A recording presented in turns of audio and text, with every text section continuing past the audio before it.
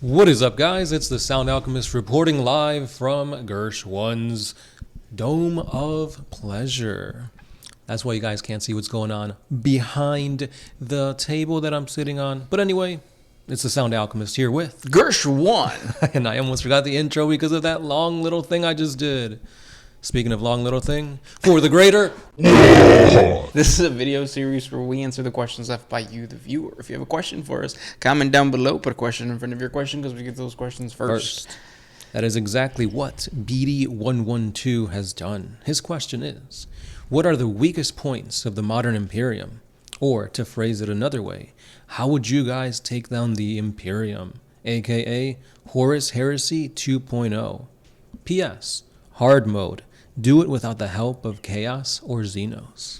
It's actually not very hard. I actually think that the approach that Horus had to conquering the Imperium was ridiculous. Especially in today's time, like the era of the, what is it called? The Imperium Nihilus or something like that? Nihilus. Yeah. Because of the fact that, what's his name? The Black Crusade guy? Abaddon. Abaddon has been trying to do the same thing Horus did by just going full on like conflict, straight up like attacking a planet, driving a Blackstone fortress into a planet type of thing. It doesn't work. No. The Imperium and the military war machine that is the entire Imperium is just really good at surviving. Yeah. There's just too many Imperium-controlled planets. There's too many people. They have too much going for them right now, militaristically. Because in the grim, dark future of 40K, there's only war. And that brings us into like how you could destroy it, peace. Exactly. Because if you do have an Imperial war machine that's just pumping out like soldiers, equipment, like all of that is like wealth, power, prestige given to individuals who are the High Lords of Terra. So it gives these guys the power to continue doing what they're doing. But if you disrupt that by bringing in peace and pleasure and like good things, then you have the possibility of maybe like throwing the planet or throwing the Imperium off into like chaos. Yeah. Because now instead of worrying about making sure that like the 10,000 tanks are leave the manufactorum and arrive in like the, I don't know, war-torn worlds of whatever, Bad App or something like that. Now you got to worry about human rights. Yeah. And as you guys probably see, based on all the comments that we have been getting about just randomness, people don't like that. Yeah, they want to see war. They want to see Space Marines beating up other Space Marines. Yeah, they don't care about the different hues of color of green that the orcs have. To them, orcs are green and that's it. Yeah. But yeah, no, you have to respect that some are darker than others. And those are black orcs, and they're stronger and tougher, and you probably won't survive against them. No, but yeah, taking it back to the Imperium. So let's say you were Horus. How would you take out the Imperium peacefully? Like, how would you get that started? I think it's a matter of trying to pin the different orders against each other. That's exactly what I was thinking, yep. So prosperity within the Adeptus Mechanicus means that there will be conflict with, like, I don't know, the Imperial Navy. And then once the Imperial Navy is in like a conflict, then like they stop supporting the Astra Militarum and all that kind of stuff. So it just kind of like snowballs and stuff like that. Yeah. I think one of the easiest ways is religion. We've seen that time and time again, that beliefs is what drives people to do crazy things and mess with the ecclesiarchy and the Imperium and the emperor and everything that has to do with religion and like hope and that kind of thing. And that's going to divide people. That's going to get people picking a side. And when you make your enemies fight amongst themselves, you come out on top. Yeah, that actually reminds me of a really good point that I think Mini Wargaming posted a long time ago when they were talking about tactics. It might have been Mini Wargamer Dave, but he said the way to victory is making your opponent make decisions. Yes. Because eventually they're going to mess up with the more decisions that they have to make. Pick the wrong decision. Yeah, so it's kind of the same situation where like you're kind of throwing the Imperium in that point, or in that like they have to make choices. They can't just rely on the standard throw bodies at the problem kind of thing. Because eventually you'll run out of bodies. Yeah. And I think the Alpha Legion is doing this the best with like their sleeper agents. They're working diplomatically to pit them against each other, sabotage, that kind of thing. And that's how it's basically taking out the Imperium from within. Yep. Don't give them an enemy. Make them fight amongst themselves. Yep. So that's how you would destroy it. Mm-hmm. Now, reverse hard mode, if you had to use a Xenos to do this, how would you go about doing it? Tyranids. Bring all of the swarm. Yeah, that's true. Actually, every single faction has the possibility of killing the Imperium. Because even like the Necrons with their... I always forget what it's called. The Nexus The thing. pylons? Oh, Yeah. the Pariah Nexus. Yeah, but the Pariah Nexus. So basically nullify the psychic powers of humanity and they just become husks. Yes. Yeah. The Hrud is what I would choose to use. Time travel. Yeah. Just send a bunch of Hrud to a planet, de-age it to infancy, or make them grow old and weak, and boom, it's Benjamin easy. Button. That's true. Mm-hmm. I haven't seen that movie, but I've heard a lot about it growing It's up. pretty good. I recommend it. It came out when we were younger. Yeah, yeah. Comment down below. Let us know what your favorite movie is. Benjamin Button. Curious case. Good question, though. Next Yeah. one. This one is by Adeptus Astartes. Why do other Perpetuals dislike the Emperor? They all seem to hate him for something that he did in the past. But what was that thing? When it comes to like Perpetuals hating the Emperor, I think it just comes down to them not having the same viewpoints. Because a lot of the Perpetuals that we see their point of view, it's either like they're from the Cabal. Mm-hmm. And obviously the views and the things that the Cabal are trying to do, very vastly different than that of the Emperor and the Imperium.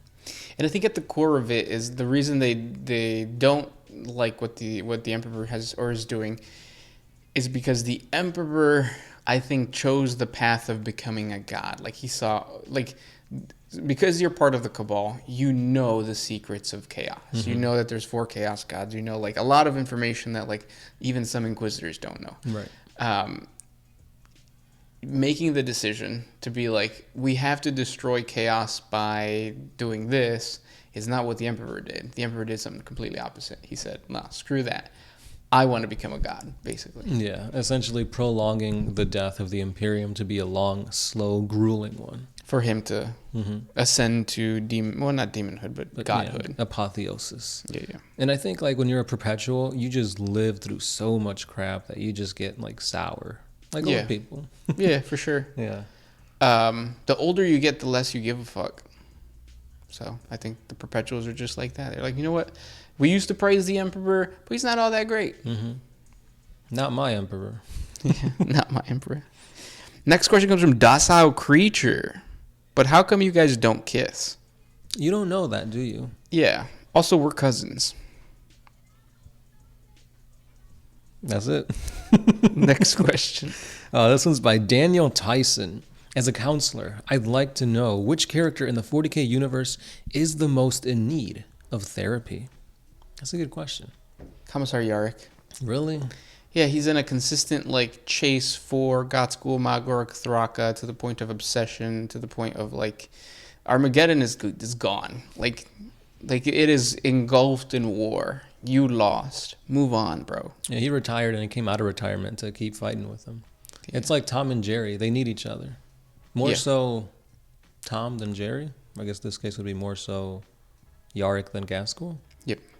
But he definitely needs a therapist. Yeah. I was going to say Lucius the Eternal. Just imagine all those voices in his head, all those split personalities. But I feel like sometimes I wish that was wrong with me. Like I wish I was like schizophrenic or something like that. Because it's like medication, boom, you're done. That's obviously a joke. I don't want to be schizophrenic, but yeah. I mean, that'd be crazy though. Like if schizophrenia worked like Lucius, like all these different, like you kill him and then you become like your shirt has all these different faces of your personalities and stuff. Yeah, well, that would be multiple personality disorder, like in that one That's movie, Stitch. No, Stitch, Lilo and Stitch. What was it? Split. Split. There you go. Yeah. That's crazy how John McAvoy can like do all that. Like his body language would change when he's like a different person and stuff. Like that's acting. He's a good actor. Yeah. He is. Yeah. The Emperor would be probably the one I'd want to know the most. Because you gotta have some cojones and some like self-worth to think yourself to be the almighty, the all-powerful, the one that everybody has to listen to and follow. But here's the challenge with that, like, because to fit the question, you, like, as a therapist or a counselor, you know that the person in front of you that you're talking to is a human. True. The God Emperor or the Emperor is a man, what is it called? The true man? Yeah. So he was, 1,000 shamans were sacrificed to create him. No, like even a Malkador, the hero, can't sit down and just be like, what's wrong, Emperor? Yeah. Because he's like, he cannot comprehend that. But yeah. I don't know why, but this whole time I've been thinking of those Old Spice commercials. Yeah.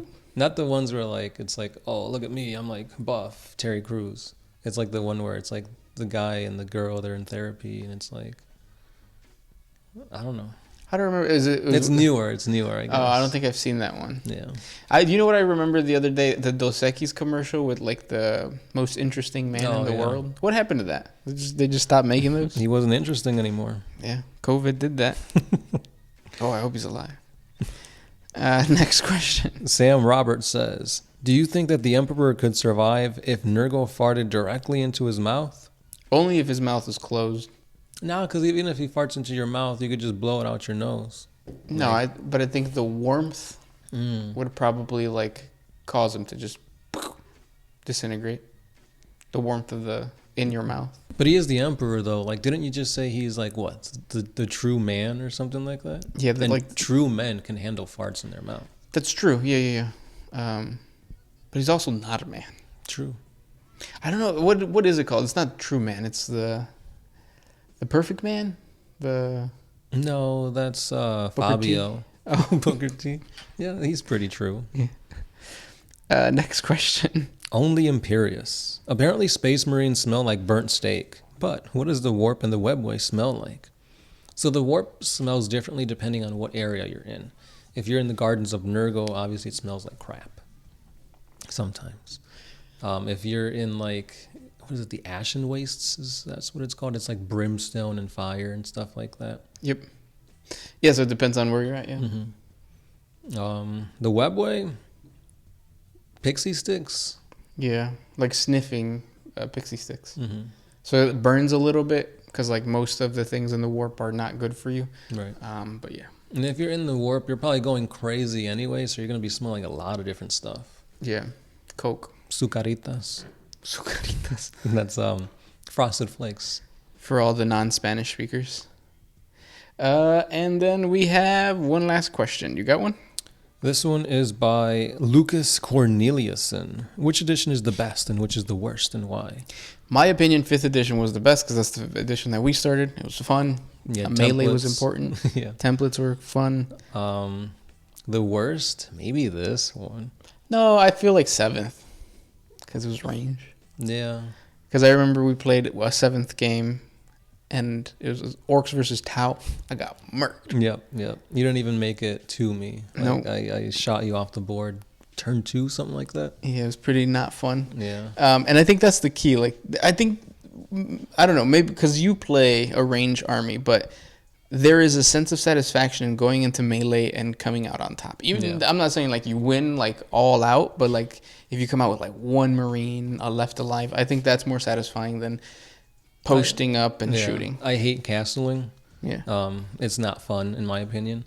Because I remember in 5th edition, I used to castle and then fall back. Castle, move my castle back. Yeah. And it's like, yeah, that's not fun. Yeah. But I think 9th edition, there's just so much power creep. There's so many books you have to keep track of. And this is after in 8th edition, they said, oh, it's going to be streamlined, less books to worry about, less rules for you to try and know. It's going to be easy for people to jump into it and play games of 40K. And now look at it. I agree with that, yeah. Yeah. So maybe 10th edition would be the end-all, be-all of all 40K editions. Let's hope. Yeah.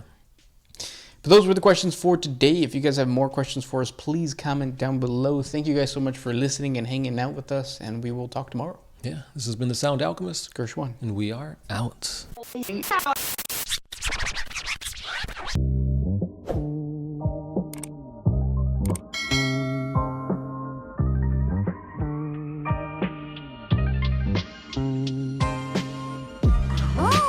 to put my freedom back.